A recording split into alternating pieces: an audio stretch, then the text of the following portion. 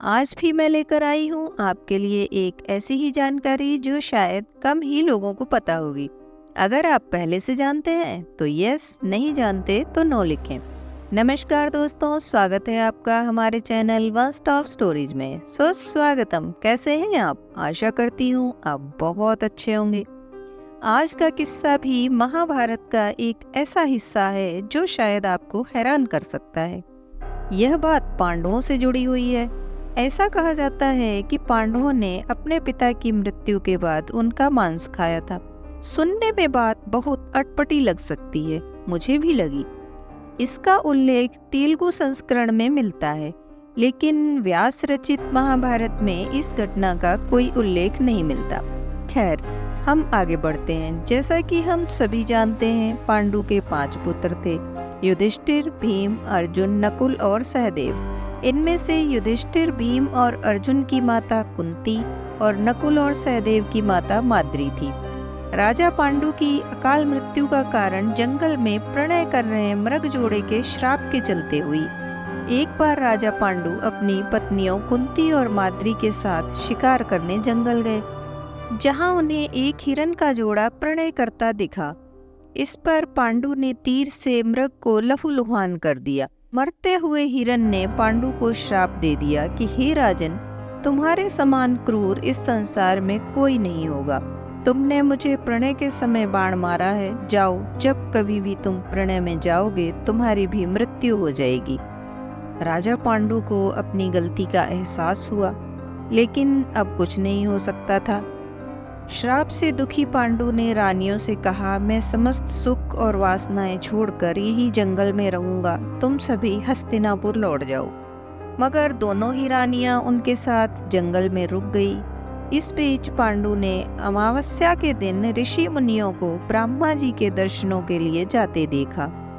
उन्होंने खुद भी चलने के लिए कहा। तुम मुनियों ने कहा, राजन, कोई भी निसंतान पुरुष ब्रह्मलोक जाने का अधिकारी नहीं है, इसलिए हम आपको साथ नहीं ले जा सकेंगे।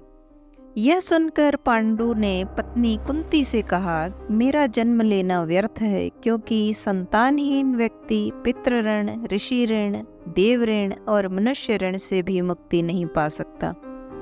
इस पर कुंती ने बताया कि ऋषि दुर्वासा से मिले एक मंत्र से मैं किसी भी देवता का आह्वान कर मनोवांछित वस्तु प्राप्त कर सकती हूँ। आप बताएं किस देवता का आह्वान करूं? पांडु ने उन्हें धर्म को बुलाने को कहा। कुंती के मंत्र पढ़ते ही धर्म ने कुंती को पुत्र प्राप्त करने का वरदान दिया, जो युधिष्ठिर कहलाए। इसी तरह पांडु ने कुंती को 2 बार वायुदेव और इंद्रदेव को याद करने के लिए कहा। इनसे भीम और अर्जुन पैदा हुए। इसके बाद पांडु के आदेश पर कुंती ने माद्री को उस मंत्र की दीक्षा दी।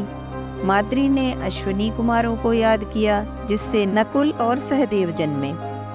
लेकिन होनी को कोई नहीं डाल सकता, वो होकर रहती है। पांडु एक दिन खुद पर नियंत्रण न रख सके और उन्होंने माद्री से संबंध बना लिए। ऐसे में श्राप के चलते उनकी मृत्यु हो गई। मौत के बाद उनका दाह संस्कार नहीं किया गया, बल्कि 5 भाइयों ने मिलकर अपने मृत पिता के शरीर का मांस खाया। उन्होंने ऐसा अपनी मर्जी से नहीं, बल्कि इसलिए किया क्योंकि स्वयं पांडु की ऐसी इच्छा थी। क्योंकि 5 पांडव उनके अंश से पैदा नहीं हुए थे, इसलिए पांडु का ज्ञान और कौशल उनके बच्चों में नहीं आ पाया था। इसी के चलते उन्होंने अपनी मृत्यु से पहले ऐसा वरदान मांगा था कि यदि उनके बच्चे उनकी मृत्यु के पश्चात उसके शरीर का मांस मिल बांट कर खा लें तो उनका ज्ञान उनके बच्चों में चला जाए। मांस खाने को लेकर भी 2 तरह की मान्यताएं प्रचलित हैं। पहली ये कि सभी भाइयों ने मांस तो खाया, लेकिन सबसे अधिक हिस्सा सहदेव ने खाया। और दूसरी मान्यता ये है कि अपने पिता की इच्छा का पालन करते हुए केवल सहदेव ने ही पांडु के मस्तिष्क के 3 हिस्से खाए। पहले टुकड़े को खाते ही सहदेव को इतिहास का ज्ञान हुआ, दूसरे टुकड़े को खाने पर वर्तमान का, और तीसरे टुकड़े को खाते ही भविष्य का। यही कारण था कि सहदेव 5 भाइयों में सबसे अधिक ज्ञानी थे, और इससे उन्हें भविष्य में होने वाली घटनाओं को देखने की शक्ति भी मिल गई थी। कहा जाता है कि सहदेव ने पहले ही महाभारत का युद्ध देख लिया था। ऐसे में श्री कृष्ण को ये डर था कि कहीं सहदेव यह बातें किसी और को ना बता दें। इसलिए उन्होंने सहदेव को श्राप दिया था कि अगर उसने ऐसा किया तो उसकी मृत्यु हो जाएगी।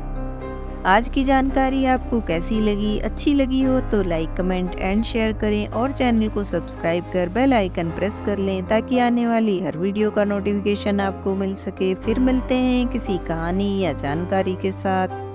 तब तक खुश रहें, खुशियाँ बांटें, अपनों का साथ और प्यार आपको हमेशा मिलता रहे। Thanks for watching.